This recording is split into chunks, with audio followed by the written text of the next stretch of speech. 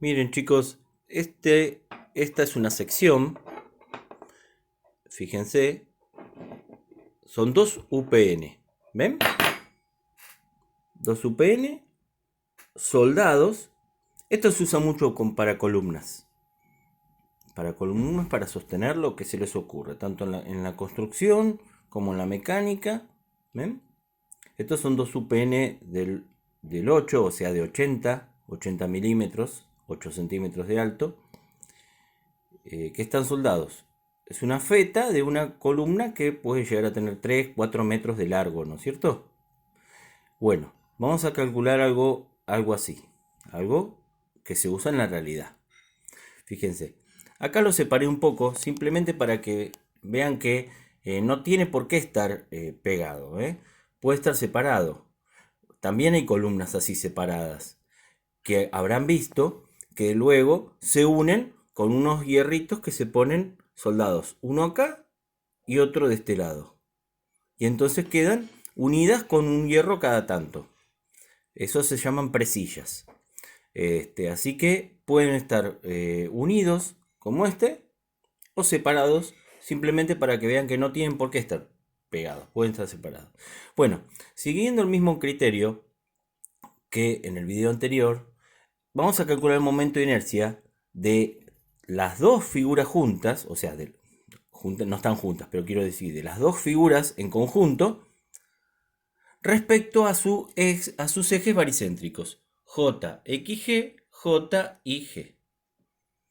Para ello, tenemos que averiguar dónde está G.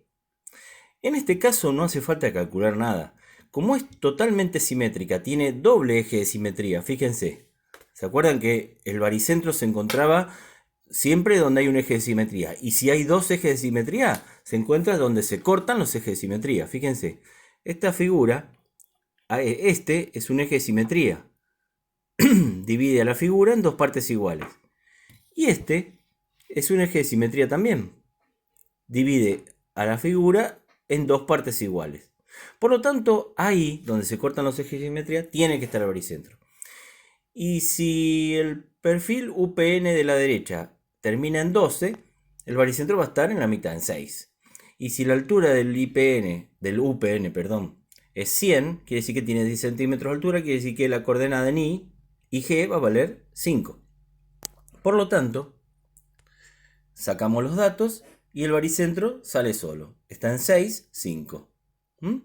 Esos datos, F1, F2, los saqué de la tabla, ¿no? El área de los UPN vale la misma, porque son los dos iguales, lo único que enfrentados, 13,5. Los momentos de inercia respecto al eje X también valen lo mismo, 206. Y los momentos de inercia respecto al eje Y, G, a su eje Y baricéntrico, uno, el IG está allá, el otro, el IG está ahí. Bien. Entonces, los ejes baricéntricos XG coinciden. ¿Ven? En cambio los IG no, porque ¿dónde está el baricentro G1? Está a una distancia C minúscula del alma. El otro también a la misma C minúscula, pero del otro lado. O sea, las coordenadas de XG1 y XG2 son distintas, pero la coordenada IG1 e IG2 son iguales. Es más, coincide con el IG. Bien, entonces eso está. Vieron que yo les dije que si los momentos de inercia respecto a un eje son con respecto al mismo eje, se pueden sumar directamente. O sea que yo, si saco de la tabla el JXG del UPN, va a ser igual al JXG del otro UPN y los puedo sumar porque los XG son el mismo. Y justamente el mismo de la suma también, porque coincide el eje XG en G1, en G y en G2. Así que es muy fácil. El JXG de toda la figura, en este caso, se reduce a esas cuentitas. JXG1 más JXG2 que salen de la tabla. O sea, 206 más 206, 412. Listo. El JXG que me están pidiendo, ya está. Es dos veces lo que me dice la tabla, 412. El que va a ser distinto, más difícil de calcular, va a ser el IG. ¿Por qué? Y porque el IG1 no coincide con el IG2 ni con el IG. Entonces esos no los puedo sumar así nomás. Los tengo que sumar usando Steiner. Fíjense que acá no usé ningún Steiner, lo sumé directamente. Bueno, del mismo modo, entonces J y G va a ser igual a J1 y G1 y J de la figura 2 y G2. Que en este caso no los puedo sumar porque no coinciden.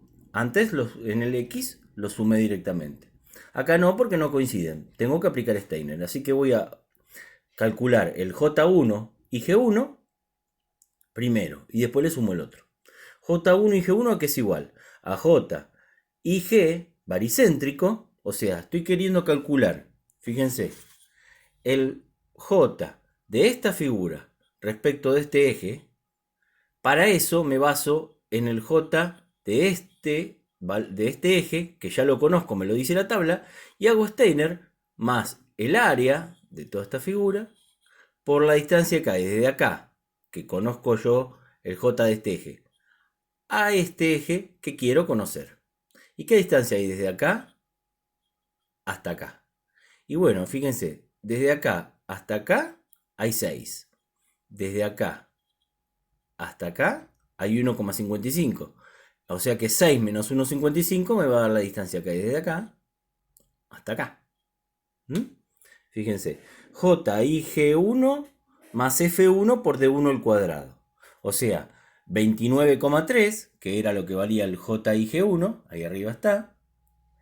29,3 más 13,5, que es F1, por 6 menos 1,55, lo que acabamos de decir. Y esa cuenta después al cuadrado.